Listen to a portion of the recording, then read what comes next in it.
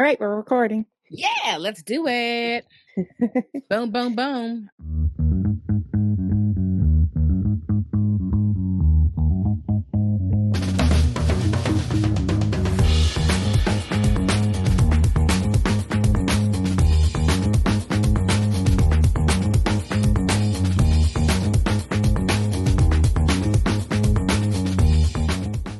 Good. How are you today?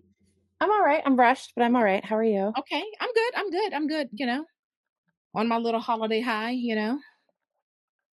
I don't know what that is. I had a very, yeah, Thanksgiving happened. That's what I'm gonna say. Did it happen? Actually, it kind of didn't happen, but it's okay. All We right. had All right. we had weather issues, so I had no Thanksgiving, but we're having a Thanksgiving today. So Oh, that's great. when we're done with this, so Fantastic. anyway, Fantastic. we All are right. not going to fart around today. Nope, we are Okay. not. So what are you reading? What have you finished? Well, I just started The Hunter by Tana French. This is her latest series, the Cal Hooper series, and this is book 2. I read The Searcher a month or two ago. It was great. Cal Hooper is a retired Chicago PD, and he moved to this rural village in Ireland, and he's got a nice little settled life. But of course, who really stays retired when they're an ex-cop or whatever. So things went on in The Searcher that were pretty great. I mean, Tana French does this kind of thing very well. I love how she gives you all the ins and outs of the individual detective. I love how she makes whatever city, town, village you're in so vivid and clear. I love the cases. And so we're back with Cal, and this teenager that was in The Searcher that he was kind of trying to help is back in this story, and we get to see what's going on with his family. So I've just started. I've only a few pages in, but I'm looking forward to every page of this book, and that's The Hunter by Tana French, which I looked up and found when I hit McKay a few weeks ago. So that was great. Awesome. Yeah. We What love a about good you? find. You'll be happy to know that I'm throwing books that I finally started Time of the Flies. Okay. Okay. I have it on my Kindle, so I actually don't know where I am in here, but it's like quarter of the way through. Okay. I am enjoying this. So for people who don't know what this is, you clearly have not been listening. So this is Oh, Claudia shame. Pinheiro's follow up to All Yours, which is a short little not mystery, thriller. I don't know. Thriller of sorts. About Inez, who is just like a happy housewife until she realizes it's all a lie and her husband's a cheating scumbag and she may or may not murder somebody. So Inez gets out of jail and she's starting her new life. She starts this extermination business, and she has a daughter that she's estranged from, who on the day that she committed her crimes gave birth to a daughter. So far I have met Inez. Obviously she's features quite prominently. I've re-met the daughter, so we're touching back into her lives. I like that there's this chorus, like in a Greek sort of novel, that's happening as well. I didn't expect that little element to come in from Pinheiro, and I'm enjoying myself. It is good. It is good. I just wish I had more time to sit and read things with my eyeballs. Yeah. Don't have a lot of eyeball reading time, so Yeah. Yeah. I was saying to myself that this coming week, I'm really going to focus on finishing Time of the Flies and Private Rights because I want to have those done. yeah, I don't Yeah. even know where I am on that. I also have like a big readathon thing that happens with a group of friends of ours, and we have all these prompts. There's teams, there's a bingo board. It's a whole thing. I mapped out 10 or 11 books for that, and I can't remember what's on there. And right now I feel like I may have pulled something off that list to read Time with the Flies, which could put me in a pickle for this giant reading battle that is happening with some friends. I don't know why we have to gamify everything, but apparently it's fun. So Sometimes. Sometimes, It not can all the be. time. This is, like, a little bit different in terms of, um like, I know that you don't like those kinds of, like, buddy read things, right? Mhm.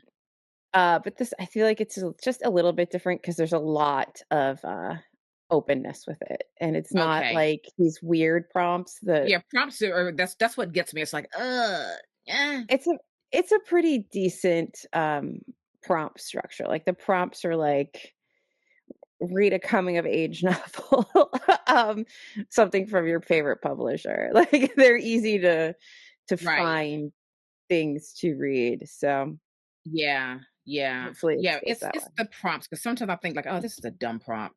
Read a book with an Oh, orange yeah. cover. It's like, ugh, whatever. No, I don't think we have anything like that, so it's pretty good. I wish I knew where my tracker was. I'll be really upset if I lost it. Oh, That would be bad. that would Anyway, be. we'll figure that out while we're not doing this. Yeah. Um, yeah, so what are we talking about today? I feel like we're on speed today. We Woo. are on seriously, right? This episode is a long time coming. We are like months behind on when we originally wanted to record this episode, but better late than never. We made a decision last year for this year to read The Grapes of Wrath by John Steinbeck and Whose Names Are Unknown by Sanora Babb, and have a discussion about these two books as they are definitely in conversation with one another, especially since we now know that Sonora Babb and John Steinbeck were writing these novels during the same time, and that there was this individual, I don't remember his name, but there was this individual where Sonora Babb had shared her notes for her novel with him, and he may have or did share those notes with John Steinbeck. So there's this whole backstory behind the development of both of these novels. And unfortunately, when Sonora wanted to, get her book published, the publishers were like, well, we already have The Grapes of Wrath, which is so different from today. Whereas if one thing is a hit, publishers want more of that thing. But back in their day, it was like, nope, we've got that, it hit that mark, and we don't need another one. So it's taken quite some time for her novel whose names are unknown to come to light, and we are so glad that it did. So that's kind of a very brief backstory on So these two novels. yeah, you went through that really quickly.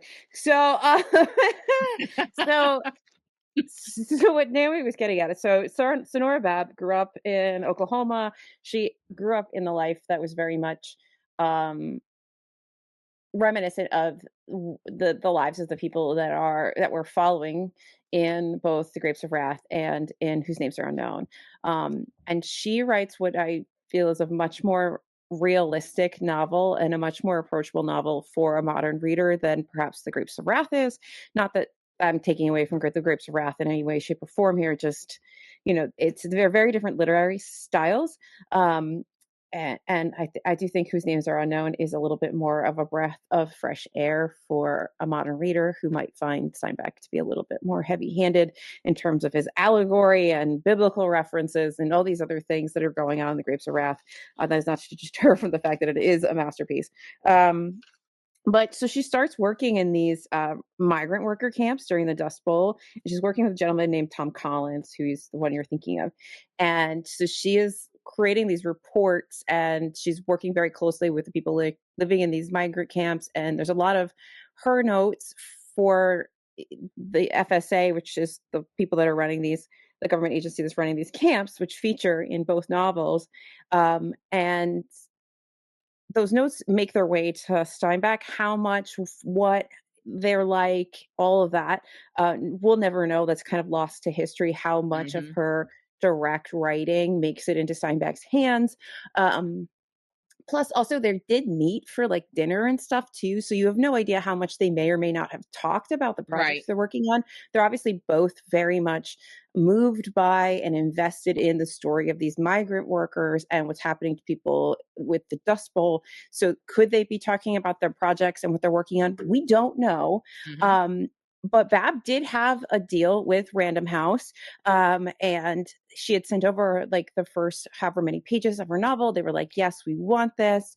And she does that, but then on like in April, I believe. Yeah, April 14th, 1939. Um, Grapes of Wrath comes out. It's published. It's a bestseller, and Babs is still in like her, the germination stages of everything. And Random House puts the kibosh on it and says, we don't know, like you said, Naomi, we don't need multiple books about the Dust Bowl, which is just such a strange thing to read It really, today. yeah, Um, Naomi knows I've been doing a lot of research about Steinbeck Bag.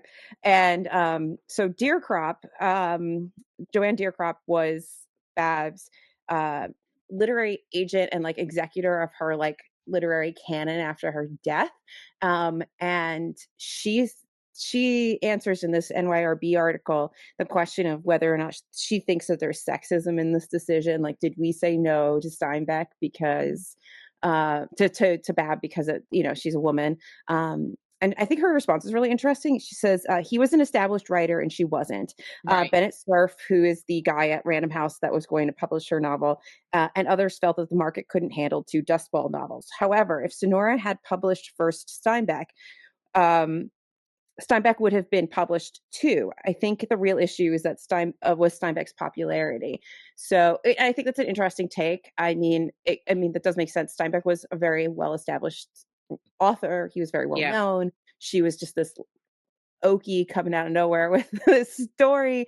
But I do think that she spends, she gets so frustrated by what happens with this that she just shoves it in a drawer and it doesn't get published until like 2004, which is Yeah. a long freaking time. She dies very Yes. shortly after. It does become a finalist for the Penn Award in 2005, which I think is lovely. So it does get some recognition. She gets mentioned in Ken Burns's Dust Bowl documentary on PBS in 2012, and that gives her a little spike. But I still feel like she doesn't really have much of people aren't as interested. However, it seems like in like 2020s sometime she's starting to have this like resurgence. There's Mm-hmm. two autobiographies that come out. There's one in 21 and there's one that came out this year. Yeah, I saw Um, that.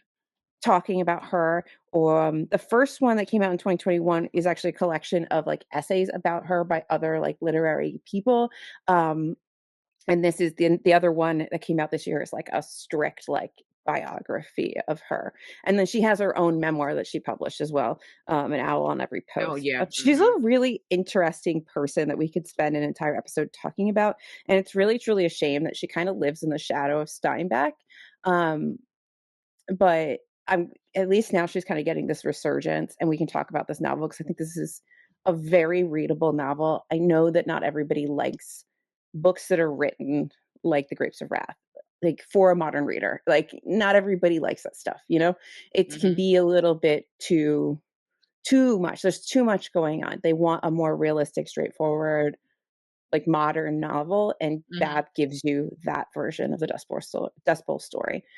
So it's even more of a shame, in my opinion, that it doesn't get published until Yeah. much later. Um, because I do think it would have had an audience, maybe not the same as Steinbeck, but it would have had an audience even then. Um, but yeah, there was one other thing I wanted to just point out from all of my copious notes on Steinbeck Bab. Naomi, you didn't know you were going down this rabbit Oh, I hole, did knew. I knew. you? um, what I think is really interesting about Steinbeck is that he is quoted as calling himself, quote, a shameless magpie and was accused of stealing other stories during his lifetime. So there is definitely some Oh, tiny amount of precedent for him at least collecting lots of little things from oh, different people and using them in his work. Whether or not he truly plagiarized or stole or did any of that, I think it's much more blurry and muddied. But even Steinbeck, even right. Steinbeck knows that he goes and he is a taker of things, right? He he he will collect whatever little bits and shiny objects he needs to craft the story he has in mind. So Very interesting. I think that's just keep that in the back of your mind, whenever you see somebody talking about this, because I've seen a couple videos. There's a few more people talking about it here and there on the internet, in the bookish sphere. So yeah, I thought that was a fun Interesting. little nugget that I found. Well, Um, well, well, Johnny boy. And there are a lot of similarities in terms of the stories. I think that they each Yeah. focus a little bit differently on things. And you can see maybe where their political leanings are, or maybe where one was sort of held back a little bit more than the other because Hmm. maybe, Steinbeck was so popular. I'm thinking about like how Steinbeck handles unions Mm. compared to Babb. I mean, Babb is very like outwardly pro union, Yeah. um, especially in this novel. And Steinbeck definitely goes there to a point. Like he's constantly like bringing the reader to the edge of being like, you need to unionize, like, let's talk about Right. socialism. And then he pulls you back before he gets too far Yeah. in. And there may be like a bit of self censoring perhaps because he's so well known. That's my own I don't know. conjecture Didn't here. didn't he have some involvement in the unions? I don't know. I I don't mean, know. I don't think he had an issue being outspoken, but it did Yeah. feel like there was a little bit of tugging back in a way that Hmm. I didn't feel like that with Babb. So when Babb is talking about these migrant workers and unionizing and working together and having this more like socialism like society for themselves to protect themselves from everybody who's taking advantage of them, I don't think that she pulls any punches. I mean, she was like brought up on like For sure. communist things. Like she's like a much like a very outspoken socialist. And I didn't feel any of that self-editing with her. I didn't feel like it doesn't feel like she needed to pull back. She went like she was like, nope, I'm a bullet train and I'm going on this.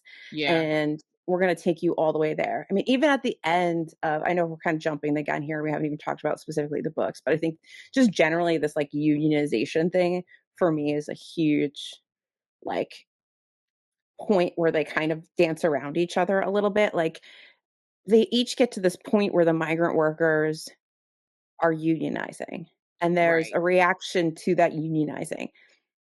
And I just feel like Babb does it in a lot more straightforward and not honest like Steinbeck's being dishonest, but like very honest and Sure. raw way than Steinbeck does. Steinbeck like he wraps a lot up in like the allegory and the like sort of biblicalness. There's a lot of biblical things. There's a lot of like imagery and just like a lot of big literary devices that are happening throughout the story. And I Yeah. think he can hide stuff in there. And I don't think that Babb hides stuff. Yeah, but and also too, and maybe that's one of the benefits of because I feel like the Grace of Wrath is such it's a huge story. It's hitting on so many things. It's giving you a fuller picture where Bab's story is more focused, and Yeah. so maybe she has the benefit of being able to hard charge a specific area like the unions because hers is more focused, whereas his he has to be much more balanced because he has so many things that he's tackling in this big story. Yeah. That could be too. Do we want to give, I mean, do we want to summarize things in some way for somebody who maybe has never read The Grapes of Wrath? And there's probably many of you that haven't read whose names are unknown. Yeah. Like as Yes. simply as possible. I know it's like a big ask. Yeah. Yeah. Um, I broke you a I'm little looking bit. at both books like, yeah. Well, I think okay, so they basically each follow a group of people that are affected by the Dust Bowl. So you have the Jotes in the Grapes of Wrath, and they are displaced from their land, and they get hit the road, and we're traveling on the road with them for a while to different uh, stops along the way to California to go pick fruit, Fruit. and hopefully, you know, Make a have a living life, so they can make a feed living. their families. Yes. There's a lot of discussion about like ownership of the land. There's these little interludes where Steinbeck will talk about different potential culprits to this whole thing. Like the banks and all these other things. So there's these Hmm. little vignettes where he breaks the straight narrative of what's happening with the Jodes to look at maybe the whys of how we got here. Um, and Yeah, that's basically Yeah, that is basically the story, and that's it. and somewhere in this, they stay in an FSA camp, and that's kind of where Bab intersects probably the most with Steinbeck, because the stories are pretty similar. You know, you have They a are. They have the family, same kind of path. and I think that shows the universality of what was happening to these Mhm. migrant farmers, or these farmers who become migrant farmers through a climate change and ecological disaster, essentially, that is the Dust Bowl. They become displaced. They have to hit the road. And where I think there's the most similarity is when they're staying at that FSA camp. And there's also where Mhm. there's the most difference.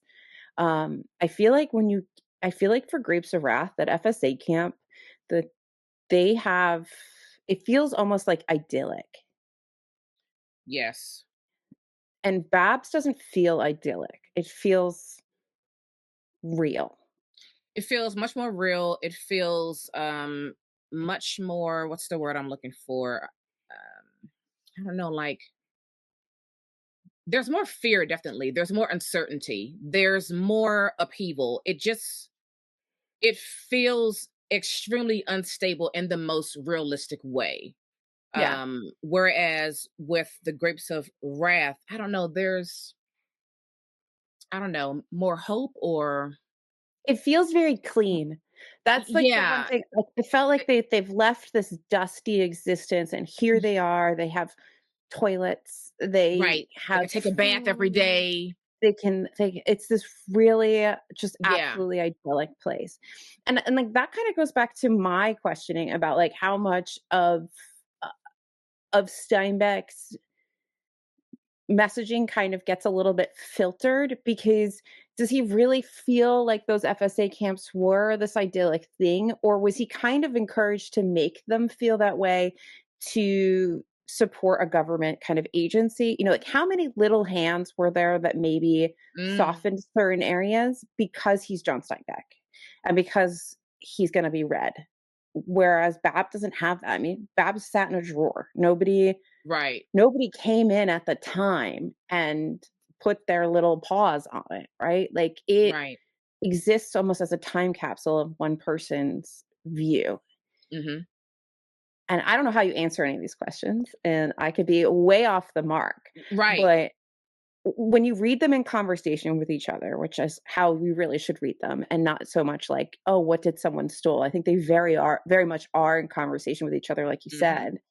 Um, that's one of those things that, like, stands out to me, because he Yeah. comes so close to being like, the banks are corrupt, capitalism is bad. Like, he gets so close to it. He absolutely does.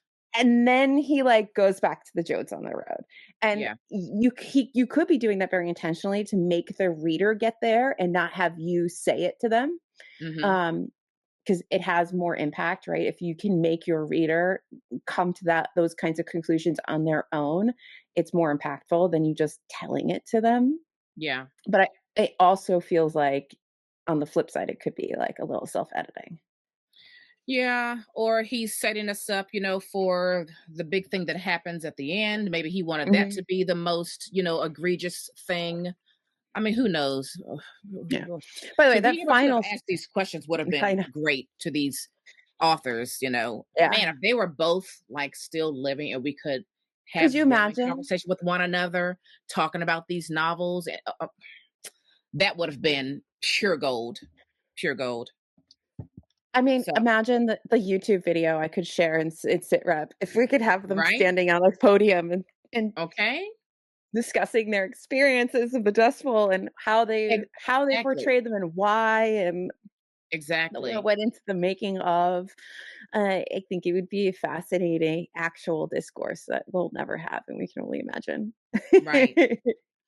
I so I in addition to these two books, I also picked up when we were out on our little book run, I picked up On Reading the Grapes of Wrath by Susan Shillinglaw, and it was very helpful because it kind of digs a little deeper in explaining what he was thinking about when writing certain parts. And I wish there was something like that for Sonora's novel. But Yeah. we talk about those inner chapters that come in, Mhm. and it says, "You say the inner chapters were a counterpoint, and so they were. That they were pace changers, and they were that too. But the basic purpose was to hit the reader below the belt with the rhythms and symbols of poetry. One can get into a reader." Open him up, and while he is open, introduce things on an intellectual level which he would not or could not receive unless he were opened up. Yeah. I mean, I do think that, like, it could have come off in the beginning that I was saying that, like, this book is stodgy, I don't like it a lot. No, it's just, like, Grapes of Wrath is, like, expertly crafted, I mean, I love um, it. I love both these but novels. they're so very different in tone, and They are. one tone is some and there are people that don't like both tones, I think is what I was trying to say, Oh, yes. Yeah. and some of and that little book that you're reading probably hits on a lot of those, masterful devices and little things that he does throughout to make this such a rich novel. Yeah. So this also talks about the layers in this book. So Mhm, Steinbeck had this relation of a friendship with this guy named, what's his name, Ed Rickett, and what was that part? So Ed Ricketts, they had this like 18-year friendship where they were like very much close in talking about their works all the time. And Ricketts, let's see, let me find that part. Was he an ecologist? Hang on. So the structure of the Grapes of Wrath lie behind Ricketts' observations on four approaches to ecology, how mhm. basic principles and methods of studying ecology become increasingly complex layer by layer. So Ricketts writes, ecology is the science of friendships. And so the Grapes of Wrath, Steinbeck considers the ecology of human relationships, layer by layer, with an ever more complex appreciation of the intricate ties that bind humans to one another and to their habitats and histories. So um, we should put this in the show notes, maybe. I'll copy this, but Mhm. um, the layers, ecological awareness, um, life histories, emergence. It's I'm going to put this in the show notes because it's a lot, and I think it's important to read. But it's interesting how he is taken from this friendship and this guy who studies ecology and layered that into the Grapes of Wrath. And Steinbeck said, um, throughout, I've tried to make the reader participate in the actuality. What he takes from it will be scaled entirely on his own depth or shallowness. There are 5 layers in this book. A reader will find as many as he can, and he won't find more than he has in himself. Actually, that's a really interesting quote, and that maybe speaks to why I feel like sometimes he's pulling back, is that Hmm. he wants you to get there. He wants you to find these things. He's Yeah, playing with his reader, and maybe yeah, he isn't self-censoring, um, or wasn't made to self-censor in some yeah, way. Because yeah, that's interesting. I've never so, like, a lot of my research it's just funny to me that, like, you took the Steinbeck side and I took the Babb side of this research because yeah, all of mine is, like, very much in Babb, and I haven't gone down the Steinbeck path. So, like, I really like that quote. I like that yeah, there's almost like a mystery, like, find the 5 layers of this yeah. bean dip that is Grapes of Wrath. Right, Um exactly, Yeah, exactly. that's I like that. Yeah, put that in the show notes. That's a Yeah, I think I'm great just gonna take quote. a picture And of it and just like put link the image in the show notes of this link that book somewhere for so that sure, I for can sure. find that because I kinda wanna read that. Um, yeah.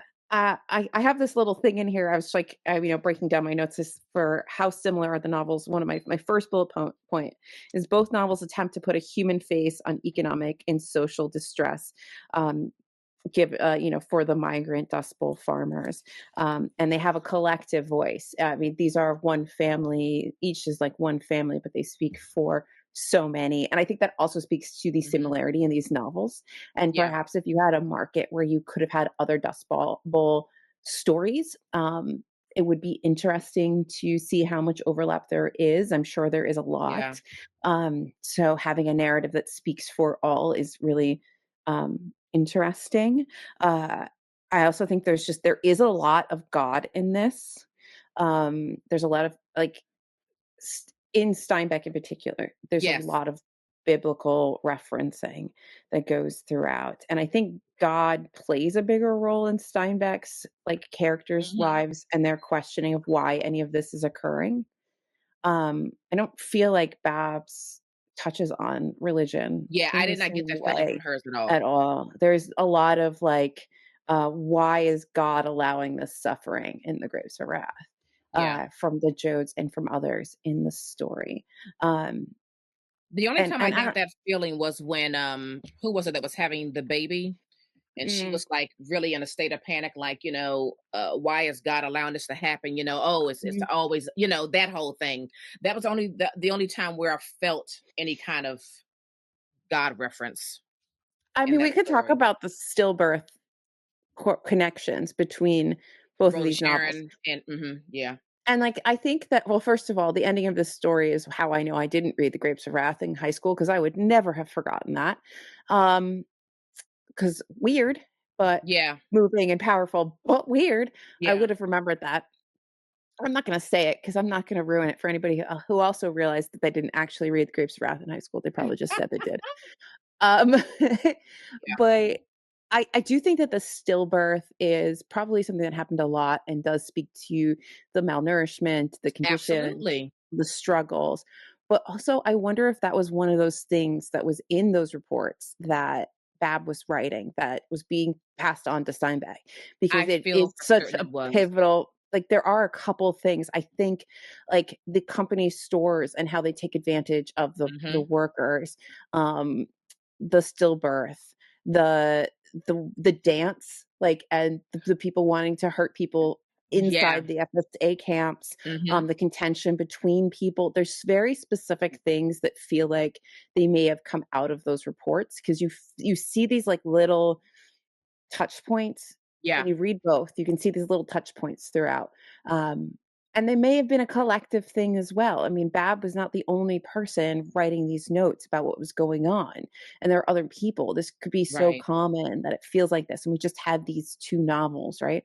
Yep. Um, and I don't know what other novels we have that we can put in discussion with these other ones. It'd be interesting if anybody listening has other novels that we Yes, could let put us in know. conversation with these Mhm. and to see what other little touch points sort of go throughout the stories, especially anything that's of the time. I know there's a lot of Dust Bowl stories that are Yeah, after the time, but these are being researched, collected, and written during the exactly. events.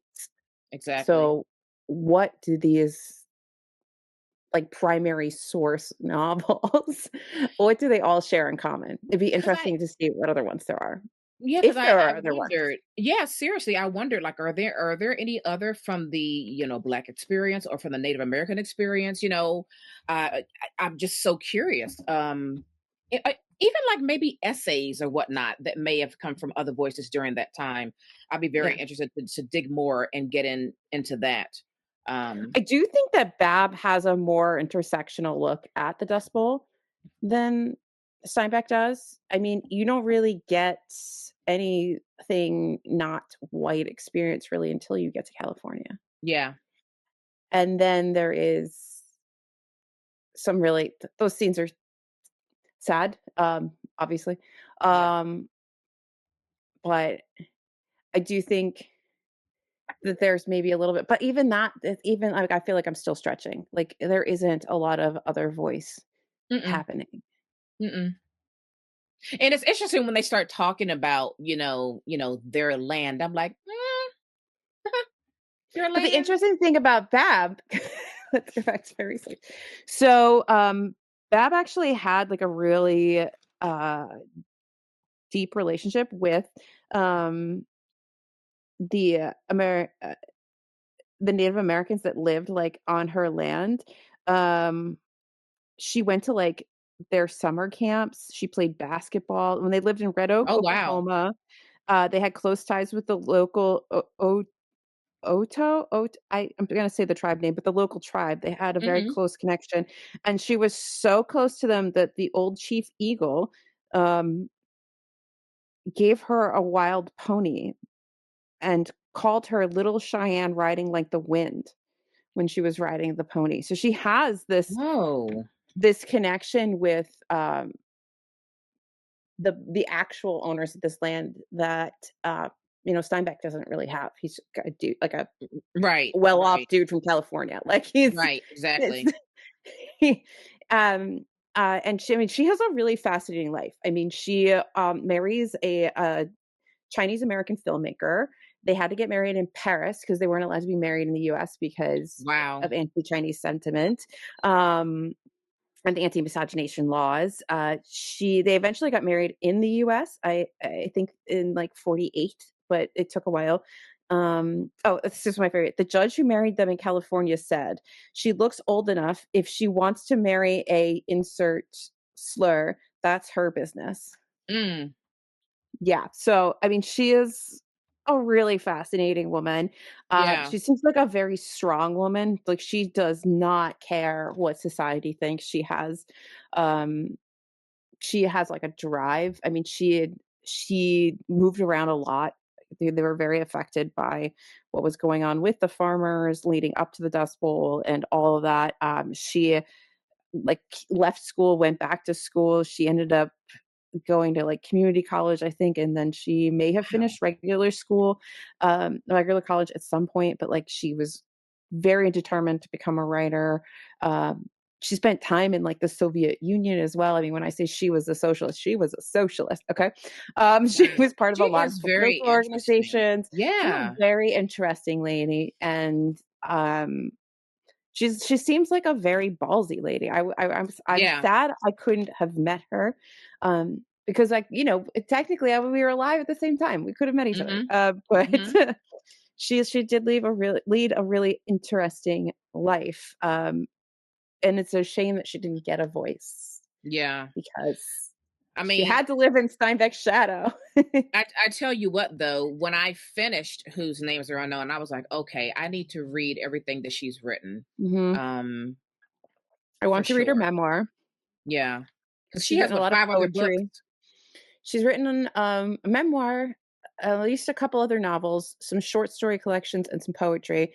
She was a journalist for a long time, so she probably has a lot of articles maybe floating around Yeah. still. But yeah, she's a very interesting person. Um, yeah, I encourage anyone to just go on a little deep dive. The New York Review of Books did a really nice article on it that, if you don't have a subscription, um, you probably won't be able to read, but I did download a PDF of it. But it came out in Or 21, and maybe it's I could just put a gift link in the show notes. maybe The Vindication of Sonora Babb by Ed Okay. Valamy. I don't know how to say his name, but it's very interesting, and it cites a couple other things that are discussed in the article, books and stuff, mostly by Sonora Babb, but Mhm. um, a lot of the quotes and stuff from other people are coming from, what's it called? Unknown No More, Recovering Sonora Babb, which is a collection of essays. That's the book that came out in 2021 about her. Um, yeah, she's Mm. she's an Truly fascinating.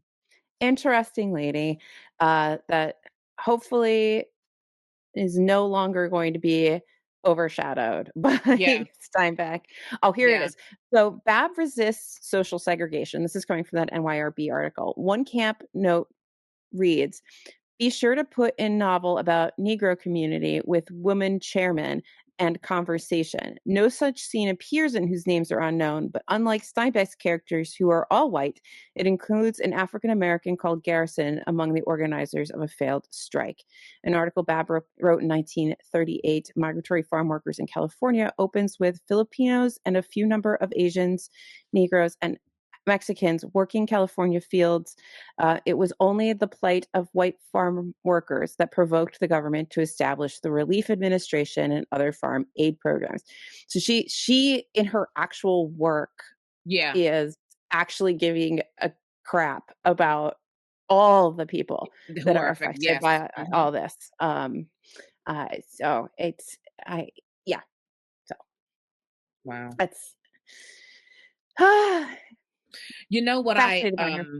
seriously, you know what I loved, and it was so like scary and heartbreaking, were the Bess's letters to her Mhm. sister, giving Mhm. her updates on what's been going on with them. And it's like, my God, it's just it's so hard reading those letters. It's so hard, it's so painful, and it's just so scary. Everything feels so dire. 'Cause And it is. but yet, she's wishing the best for her sister. They're saying, as soon as we get on our feet, we'll send you a little something. And it's like you're reading the desperation of this family, and you could still feel that sense of, like hope underlining it. Like they're hanging on by like this tiny Mhm. thread of hope that things are going to get better. They are going to get work. They are going to be able to not just sustain themselves, but then also give back and to help her sister and their family. Just so touching and so heartbreaking. I thought those letters were really important, and gave a little bit more heft to that family as an entirety. I do think it's really interesting how much reliance there is on community, because I think we forget how much, especially like today. Like if you're reading this today and we're all so isolated in our little bubbles, and we feel like, we kind of have to do everything ourselves, and we are little individual silos in this world, Yeah. and we shouldn't be. Because when shit is hard, Yeah. we need each other. And Yeah. having a community of people that can work together and do things Yeah. collectively and support each other and uplift when others can't, and provide the skill when the other doesn't have it. That's really important, and I Yeah. think we've really lost touch with that, um, as like modern people. Like we've lost that, and it's easy to lose, right? Like Mhm. Mhm. easy thing to lose, but we definitely don't have it. And things like this, we can read this without having to go through necessarily a horrible Yeah. situation, and maybe remember that we do all need each other and we all have value. And when times are tough, you can't get through shit on your own. Like Exactly. no one person in either of these novels was going to get themselves through unless you were the guy owning the farm, or For the bank. the banker, Yeah, or like you were at the top of the pile. You weren't going to get through this. You needed each other. exactly. And I think in both novels, and it's talked about in here, how in the Grits of Wrath in particular, his story goes from the I to the we, but it's also in Babs, where when things are getting bad and you come to the realization that you're going to have to, leave your farm and go elsewhere to make a better life for you and your family. It is all about you and your family. But as you get to wherever you're going and you get into those camps and you're seeing how everybody is in need, then you shift from the I to the we. Like we are Mm. all in this together. We have all got to come together and help one another. You need some milk, you need some bread. Like we've all got to come together, because it doesn't just affect us, it affects everyone. We are all Yep. in need, and we are, like you said, we are absolutely not going to get through this if we don't band together and start helping each Mhm. other out. We have now become one big family. Period. Yep. That's what it is. And that Yep. was very evident in both of these novels. Yep.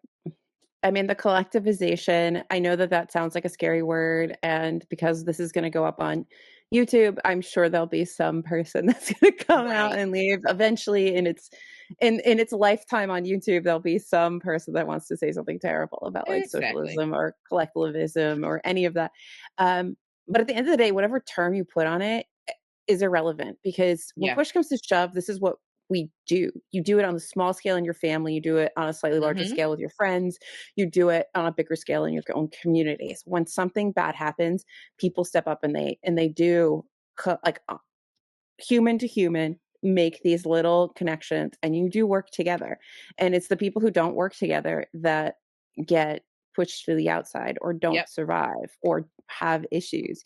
And it's really important to have that community. So you can call it whatever you want and you can look at it however you want to, Yep. but you need it. You need it somehow. That's So right. having a society that cultivates that, I think, is an incredibly important thing. And we don't have that. We have a society that cultivates individualism because Yes. individualism feeds the capitalistic beast. Absolutely. And yeah, we have a scary future.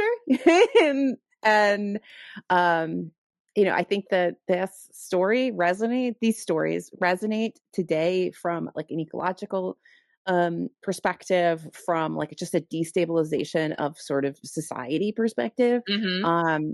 There's so much like shaky ground that people are standing on, and these things are cyclical. They happen all the time. Obviously we Yeah. have survived. It's 2024 as of the recording. This is like the 30s, 1930s, but there are lessons to be learned. Yep. What goes around comes around. Yeah. And we do really all need each other. So that's my Speak, soapbox. speaking of, we're ahead of, scary times are ahead. In chapter 21, and it was talking about Which this book? part. Oh, sorry, Grips of Wrath in chapter 21. And this is when people were really just very disgusted by the migrants. Hmm. And there's this part, and I'm going to read it. And when I read it, I immediately thought about Trump's first speech after he came down that escalator. And I was like, my. It just really freaked me out. So I'm not which one. Let me read what Trump said first. And then I'll read the part in the Grace of Wrath. But it felt so similar, and it just felt so nasty. He says, when Mexico sends its people, they're not sending their best. They're not sending you. They're sending people that have lots of problems, and they're bringing those problems with us. They're bringing drugs. They're bringing crime. They're rapists, and some, I assume, are good people. And in this section of Grapes of Wrath, it says, they said, these goddamn Okies are dirty and ignorant. They're degenerate sexual maniacs. These goddamn Okies are thieves. They'll steal anything. They've got no sense of property rights. And it just stung so deeply when I read that. And I was like, man, you could just feel the hate just leaping off of these Hmm. few pages. But we And at the have to same vilify. time, You we're have to we're still vilify in the that right other, now. right? Right. But and I just was like, we're in that right now. Like the Hmm. sentiment really has not changed. It And it hasn't. just gave me such a deep feeling of the ick. It's like, wow, I'm reading this and it's like I could have heard this on social media 5 minutes ago. Oh, and You as a could matter of have. fact, I have. You know what I mean? And it was just so startling. Just like, wow, we have come so far, but yet have not come that far.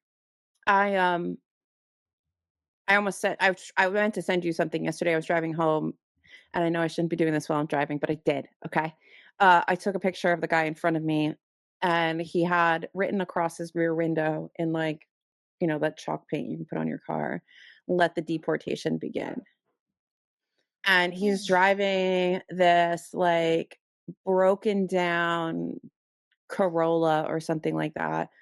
And not to be classist about this, but I find it interesting that the person who's writing that, right, because someone's stealing all their jobs, is probably going to be in one of the first groups to be tapped to do the Yeah. things. This isn't a surgeon, right? Like this Yep. isn't, I don't know what they are, but they could be a young kid, they can be like whatever.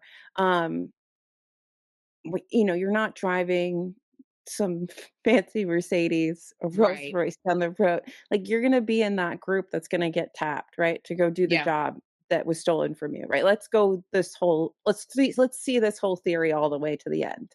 Um, Hmm. are you gonna do that job? Right. Right. Because you know what you become when you do that job. You become these people that are vilified in the grapes of wrath. You become the people that are That's vilified right. and whose names are unknown. And what's the difference between you guys? Eh, So why are you being so helpful? Hateful. yeah, Why do you want to let the deportation begin? right. Why do you want to judge people so harshly? Because I Exactly. think doesn't Baldwin say, like, when you walk down the street and you look at people, you could be that person. You could Mhm. be that cop, you could be that homeless man, you could be that anybody, said more eloquently and better because Yes. it's James Baldwin. And I think people forget that, like, you could Mhm. be the thing that you are calling a villain, you could be that tomorrow Yep. through That's any right. series of events, whether That's it's right. mishap or your own stupidity. Yeah. Yeah. So maybe respect everybody. Yeah. Exactly. Exactly. So yeah, I just, yeah. I know Mhm. it was nice reading these two because, like I said, Aggressive Wrath is a much larger story with more characters.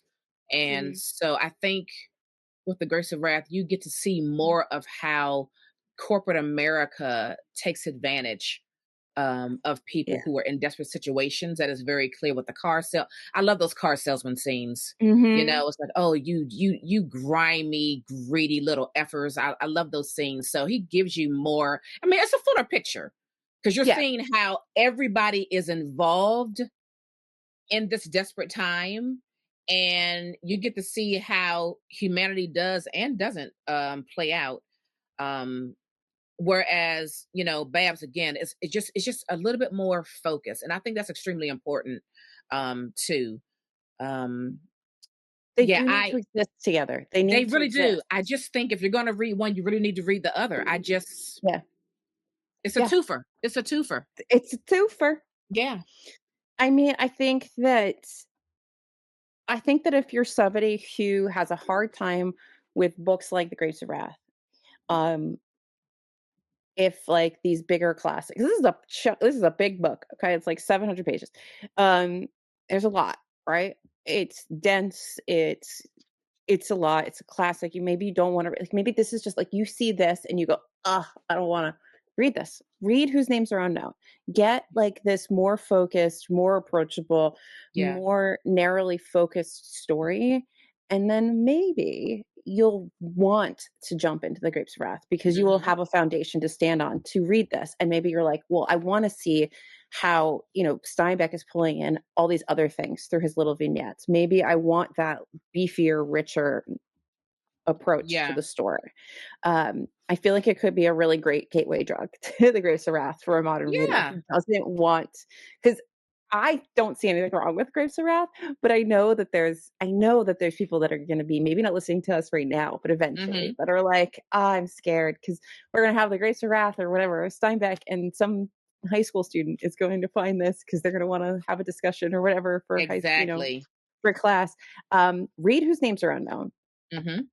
Get a taste of what's going on. See the perspective um, of being this migrant worker, Yeah, who was somebody who was very like, I mean, the farmer is like this respected ideal, right? In the American dream is like you have your land and you farm your land and yeah, you stay there for generations and you feed the nation, and it's this big thing.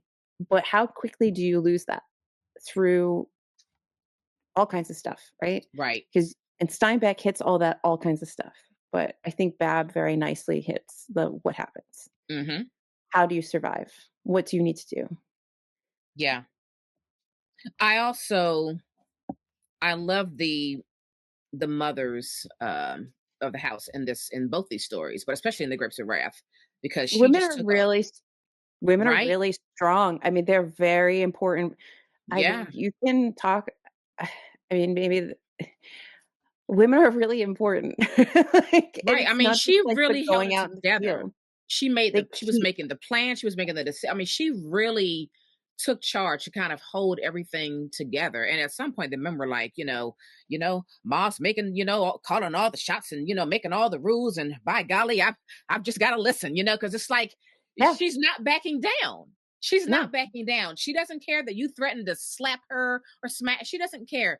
She knows that someone's got to keep the ship together. Decisions have to be made for the men, the women, the children, and by God, she's going to do it. And you can just not like it, but she's still Somebody going has to to do be it. the general in Yeah, this unit, and it's going to be the women in these families. yeah, Um, yeah, and I think it's just the resilience of these women is something absolutely. that needs to be emphasized, and I think it's something that can often be, like, forgotten. That, like, Yeah. women, on a much sort of more quiet and, uh, I guess, isolated way, become these very strong uh, pillars for their families and their Hmm. communities. They are the backbones of a lot of this stuff. I mean, and again, this goes back to the loss of community. I mean, I think Yeah. a lot of community goes down to women. I was actually watching. This has nothing to do maybe with anything else, but I think it's really interesting. I was watching this talk somebody was giving. It was like a snippet of it on TikTok about like evolution and menopause and like why do only like there's a very few species that go through menopause. Like, why do we even have that? Like, why do you Mm. have if a species is supposed to just like procreate and whatever, a lot of times you procreate and you basically die, right? Like that's what you do. Right. You whatever, you make sure your offspring's good, you die. Um, but women and humans and I can't remember who else. There's like two other species. It's like killer whales and something else. They have this period, this like 20, 30-year period where you're not procreating. So Mm. what what benefits does that play in all of this? And it's about the community aspect of it is this man's theory was like it's about the imparting of knowledge and wisdom and keeping things safe and there's a very pivotal role of the woman beyond childbirth Yeah. beyond all these things and that like wise woman that person that is outside of the wear and tear of childbirth right that Hmm. person is valuable and like those breaking downs of community you lose those like wise women in the community, right? Like there's Yeah. always and you see them in like little communities. I think if you're like in a church community, you probably see it. There's like the women that kind of run everything. If you Yeah. live in maybe a small town, there's like women who run everything. Even like say you're in the fire department, like your husband's in the fire department. There's the Hmm. damn women's auxiliary running all the Same things, with the right? military. You got And, the wives have their own thing, and they're yeah. putting balls and things together. Yeah. And it's not that like one is more important than the other. It's that they're both important. Like Yeah. there's there you need all the members of that community to survive. Yes. And so when you Absolutely. remove pieces, you start to destabilize things. Yeah. Exactly. I feel like I'm Exactly. dangerously flirting with a family values, but like I don't think it needs to be like specifically like, Yeah. No, some but sort you're of right though. You're right. clearly defined nuclear family. It's about having a well-connected community of Right. people that are collectively trying to achieve the same goal, which is what? Keep each other safe, keep each other fed, keep each other going, Yeah. That's share why it's like stories, you knowledge, let love, etc. yeah, you let too much hate creep in, you start losing all of that, and it's really dangerous to all of us. So Mhm. be So careful. maybe let's not let the deportation begin. Right. How about it? How about it? That's Yeah. how I feel. Yeah. Oh, that You made know me what? so mad. While reading the Grapes of Wrath, I was like, dang, I need to read the Bible because I know I am missing a lot of references here. It's the Mhm. first time I was like, maybe I should read the Bible so that as I'm reading books going forward, I can catch more biblical references. I would like to do so in high school we did do a section on the Bible in Hmm. terms of like as a literary like as part of Yeah. the literary canon, not as a religious thing in any way, shape, or Right. form. Um, and I would be very interested in finding a way of doing that with removing the like religiosity from the reading of it. Just to have an understanding of how it's used in literature because it's referred to a Yes. lot. I mean, like I love Thomas Hardy, and I know that I'm missing a lot of it because there's so much like biblical stuff in it, right? Like, Yep. and I don't know everything. I've read a lot of the Bible. I went to Bible camp. I have read a lot of it, Hmm. but I haven't read all of it. I don't know all the stories. Right. I wonder if there's like a literary companion, like Well, I can't literary remember, but companion Bible. Like, is there that? there's some, and I have it saved on my YouTube. There's somebody, one of the older white guys that I like on YouTube. Is it Steve Donahue? Maybe he is an older It white might be guy Steve on Donahue, but YouTube. he does a video series on which books of the Bible to read for literary purposes. Yeah, it would be interesting because I mean, we all know certain things, like Job, right? Job comes up a lot. There's some key psalms, but like prodigal son, like we got Right. stuff, but a nice, concise, like almost like a Cliff Notes. Right. Like, And look, I have not read the Bible since I was and I never read the whole thing. Let me just say that right off the break, but I really haven't read the Bible since I was like a tween. yeah, I haven't really dug too deep as an adult. Not really. no, I'm not I going to think I count like going to church and reading whatever the pastor says, turn your Bibles. I'm not going to count that. I'm talking about like reading the Bible. not since I left Bible camp. Nope. Yeah. but, So, but I do think yeah, it's important to a lot of like Western literature is having that understanding absolutely. of the Bible, especially like certain, like probably from like probably the 1950s back. I think it's probably really important. Not that people Right. don't reference it after the 1950s, but I think it's like so prevalent in a lot of the stories. Because it was also something that was a very common thing. Like so many people Yeah. were being either told these stories every week or they were reading them on their own if they were literate and had a Bible. So they were stories that were familiar. Yep. So of course they're going to be referenced, just like, we reference memes and TV and all this other stuff today. So it makes total sense that they would factor so heavily in a lot of stories. Exactly. Yeah. It's Steve Donahue. Yep. When in doubt, it's Steve Donahue. I had to look at my saved playlist. I like that guy. I like how you said one of the old white guys I like. Yeah. Yeah. I like him a lot. When in doubt, if you say old white guy on book two, it's Yeah. Steve Donahue. I got to say that personally, I had a really great reading experience with both of these books. And Yeah. I'm glad that we decided to read them together. Yeah. I think that Yeah. I think that's the way to go. I think you Yeah. can read either one in any order, but again, if you are afraid, because there's so many people that are afraid of classics, start with Bab. Start with But Bab. but Dip here's the your toes thing in, though, jump into Grapes as of Wrath right after, and you're gonna be like, yeah, I feel like as far as classics go, right? I feel like The Grapes of Wrath is such an accessible, like easy book to get into. I agree. But You know what I again, mean? have you seen people on the internet? I There's actually have people, not in relation to this one. Naomi, I have not. Is it Naomi, like, there are people that are like, there's too many words on the page. Like, no. oh, I didn't know, because the other thing is I thought that this was one of the books that most people read in school and they liked. I That's what I think that thought. it is if you actually read it. I clearly did not.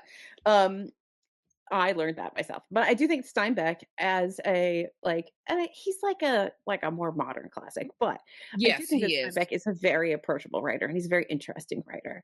Um, and I think that he's not scary at all. I Yeah. think that I really enjoy him.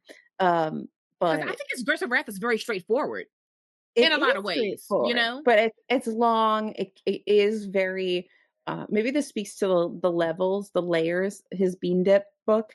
But like you can go Yeah. through it and you can read it at different, you can go as deep, I guess, as you can physically, like intellectually. You can go as deep as you either want or can, or you can stay at surface level as you need to. So it's nice that there is that depth in the work. Um, but I think sometimes that can make books feel different. I don't know like the Mhm. right word to say without putting a negative Yeah. spin on it. I'm just trying to be inclusive to people who don't like classics so that maybe Yeah. they come and they read them. How long is yours? My Grapes of Wrath book is 455 pages. I think mine's kind of long. I And mean, it I used to. have for the people who are watching, I have the Oh, mine's Penguin Great Books. 473. I thought it was longer than that. It Okay, looks and longer than that. I have the Penguin Great Books of the 20th century edition of Grapes of Wrath. So I So lied, under folks. 500 pages, guys. I lied. I said it was like 700 pages. I lied. Okay. It was a bit of hyperbole. But And you can read the bad book in a day if you wanted to. oh yeah, I think I did It's read it. And 222 pages. I think I read it twice. Did I read it twice? I read it twice. So Yeah. yeah, go get them, go read them, do it Go now, get them. come Yes. back, leave some comments, do a little deep dive into Sonora Babb. I think that she's fascinating. I'm very curious about the her memoir and the two biographies that have come out about her, which hopefully at some point I'll get my little mitts on. Yeah. And yeah, I'm wanting to see your Grapes of Wrath book. That's what I'm really eager to add to this discussion. Yes. Yes. Yes. And at some point, I will actually film my Sonora Babb video. I figured you were still in research mode. I knew that I you had a kind of, couple of projects that you were like that were going on. So I this felt is like, like, yeah, this is in like notes stage. And then December, I have to work on Edith Wharton because next year I'm doing reading with Edith Wharton, and I want to hmm do a sort of similar video um, early on in the year, just kind of doing a general sort of biography and announcement of it, of like the yeah, schedule and supplemental reading and all of that over on my channel. Um, I'll probably host it over on my Substack just to like put little absolutely. things in, just to have a little collective area for everything, one stop shop. But yeah, so those are like these are like the two big research projects that are going on right now. And then I think there's definitely going to be like a wolf at some point. There's probably going to be a Barbara Pym because I've been deep in I'm working on Pym, and then I don't know where I'm going to go after Oh, those. I've got something to send you. It's been in my car for like 2 months. It's a Oh, you Virginia Woolf have. biography. Oh, send it to me. Yeah, it's been about, you know me in the mail, the post, you know me. I was in a Yeah, little free library and I was like, oh, okay, I know this is doing Virginia Woolf stuff, so I grabbed that for you. yeah. I'm gonna mail that this week. And I would do like an Austin biography kind of video, but I don't think that I need to add to that. I think there's a lot. Yeah, there is. And I just need to add. I'm just adding my thoughts on her books. And I have to film my Emma review as well. Yeah, But yeah, so those are kind of randomly, hey, channel updates. But those are yeah, like big projects that are kind of just floating in the ether right now. But Bab will come to fruition at some point soon. I might want to read that Steinbeck book before I finish that this. mm-hmm. Um and then Wharton. So if you've ever wanted to read Edith Wharton, I'm going to be doing that next year. I'm going to pick like 6 books, I think, and Yeah, focus on them. So yeah. I think 7 actually, because I'll probably do Ethan Frome and Summer together because they are kind of in conversation with each Small, other, yeah. and they're hmm small. So maybe like 7 books. I have Ethan from. I don't think I have Summer though. I don't think it's as popular. I think in to Whartonites it's popular, but like in like the grand scheme of Edith Wharton novels, I don't Yeah, think it's not like one of the heavy hitters. right. But yeah. So yeah. Anyway, Well, this was really great. that was good. We'd love to if you have your own stuff to add to this discussion, please drop it in the Please, please. comments, shoot it over to us anywhere. As a matter of fact, if you have any recommendations or anything, please go to our show notes and leave a comment on that page of our show notes so we can have everything there collectively. That'd be great. Yeah, there was one other book that I saw somebody talking about um, yesterday, I think, that I'll try to find for us. I can't remember the name of Okay. it, but it sounds like it's a newer book, but that it kind of draws on Dust Oh, Bowl is stuff. it It's is it very cool. Russell's new book, the antidote or something like that? That's about the Dust Bowl. No, no, no, no, no, no, no. It's not that Okay. one. I thought you meant like Russell from like whatever his channel is called, not like Oh no, I was like, not Russell has a not ink, book? not ink and paper blog. I love that guy Yeah. too. I was like, Russell has a what? I love that guy too. um, yeah, so I think we should go on to book recommendations because I think we could talk Yeah, about this for a while. yeah, we could. And I think it's a really interesting topic. That's why I've never wrapped up my research because I feel like I just keep like going on JSTOR and finding little things and Right, adding right. it to You it. know, it's And fantastic. some point, you just kind of have to make the video, Alyssa, and you can always make a follow up. Uh, That's right. so anyway, what book do you have to Oh, recommend? ooh, I don't know how to say this name. Okay, this is Clean by Alia Trabuco Zran. I think I said that wrong. Oh, thank you, Riverhead, for this gifted copy. I really appreciate it. I Uh, have a holdout for that audio, so I will probably be oh, reading that this week. okay. Let me read the back and then let me tell you about what I feel about it. Okay, it says Estella came from the countryside to work for the senor and the senora when their daughter was born. For 7 years, she did their laundry, scrubbed their floors, cooked their meals, kept their secrets. She witnessed the senora's coldness, the senora's distance, the family's fights and frictions. She heard the rats scrambling in the ceiling, knew about the poison in the cabinet and the gun. Now the daughter is dead and the maid is being interrogated. But is her testimony a confession or an act of revenge, class warfare, or a cautionary tale? So I like this book. I'm just not sure about how I felt about the structure of it. So she's talking to us, from the interrogation room, and Mhm. well, she's talking to the men, the police, whoever's interrogating her. And it's something about it. I don't know, feels slightly off to me with that structure. You know how, like in Against the Loveless World, she was talking to us from the cell, and how Mhm. that it kind of flowed, and I don't know, like it seemed to fit. This Mhm. feels off to me with her doing that, but nevertheless, this is a very interesting story because I feel like this maid is like extremely unreliable and unpredictable, and I don't know if I trust her. I can't really trust what she's saying. I can't really trust her viewpoint. Um, but it's a very interesting story with a family and a maid where you don't really like anyone. The senora, as she says, she's a very shifty character. She's very cold, even cold like towards the child. She loves the child, but there is a coldness that like runs through her, and she does push off much of the parenting to the maid, and the husband is very distant, and this child is very mischievous and very curious. And it's not that a lot really happens in this story. We are really just watching along with this family and the maid, how they interact with each other and with this child on a day-to-day basis. And throughout, in between, we're back at this interrogation room with the maid as she's saying to these police officers or whomever, but wait, I'll get to that. I'll get to that part where the girl is dead. Just let me tell you this one next thing. And so she's like piecemealing the story from her perspective out to us, in between us going back and looking at how this family and this maid interacted on a day-to-day basis.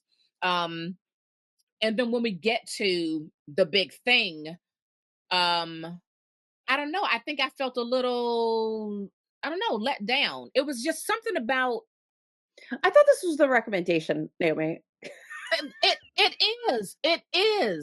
is because I think that because this is what happened with me. Ever since I read this, I cannot stop thinking about it. Oh, it's one of those. Yes. So I cannot stop thinking about it. I keep going back and forth on, well, does she really mean that? Like I still have so many questions. And I love when a book does that to me.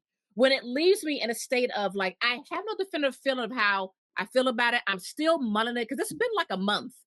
And I'm Yeah. still thinking about this book.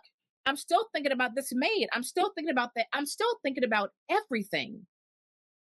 I'm so uncertain about everything. And I may actually read it again because of that. Well, I have to listen to it before the whole goes, so I'll probably listen to it this week. Yeah. Uh, So I have to I make my like list of everything I'm trying to finish before like the end of the year. It's a lot. same. So I just think that you should read it because I I think that you should read it. I think you should read it because it's really playing with you in so many ways. And I think that because nothing is really that straightforward and because the maid herself is so unreliable, I think you'll have so many questions. And it may cause you to maybe read it again or go back and read certain parts. And I think that that's an interesting place to be with a book where you still have so many questions and you're still thinking about it so much that you may have to go back and dig into it again, like I'm most likely going to do. So, anyway, that's Clean by Aaliyah Trubu. Tru- that's Clean. Sorry, I can't help him. Jesus is downstairs. I think he's making Yeah. tortilla though for Thanksgiving dinner, so I Yeah. can smell the onions. It smells delicious. So I have a sad book. Uh, Oh. wherein I actually did all of my I'm gonna pat myself on the back. I did all of the nonfiction books I said I was gonna read in our nonfiction November book thing. I read them all, Fantastic. including Cobalt Red, which I highly recommend. So this is Cobalt Red: How the Blood of the Congo Powers Our Lives, by Siddharth Kara, and this is so important to read. It's also something that you're going to want to read in chunks. Mm. And I have a really hard time processing this book. What, you got your church fan out? What you doing? Yeah, it's hot. It's hot. I love you. Yeah. So I think if you've read King Leopold's Ghost, you will understand a lot of this. The other thing that comes up a lot is Joseph Conrad's Heart of Darkness, which I did Oh, find at the Book Barn. So I have that to get through. I have a Norton Critical Edition of that. But hang on. You said Leopold's Ghost and what? uh, Joseph Heart of Darkness? Conrad, Heart of Darkness. Okay. Okay. Yeah, so I picked up this critical edition of Hard Darkness from the Book Barn. But they both talk a lot about sort of the history of the Congo. And I Hmm. will say that, like, Congo has just sort of been globally colonized and raped for centuries by Yeah. the West in some way, shape, or form. And not just the West, because now you have China coming in heavily and playing in the cobalt mining aspect of it all.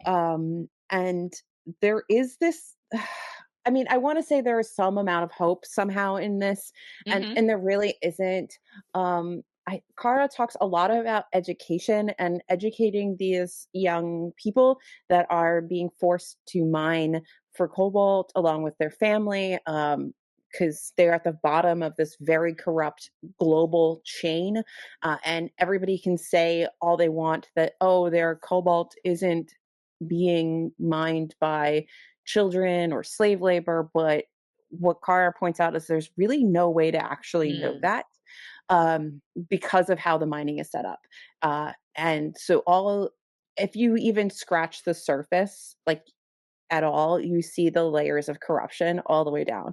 Um, and it's standing on the backs of these people that have, like, literally no recourse. If they find the resources on their land, they're sort of driven out of it and made to, like, work the land and get this cobalt. They're being poisoned by it. There's the risk of cave-ins. They're getting hurt. Um, it is just terrible in every way, shape, or form. It's Mm. inhuman work to do in general.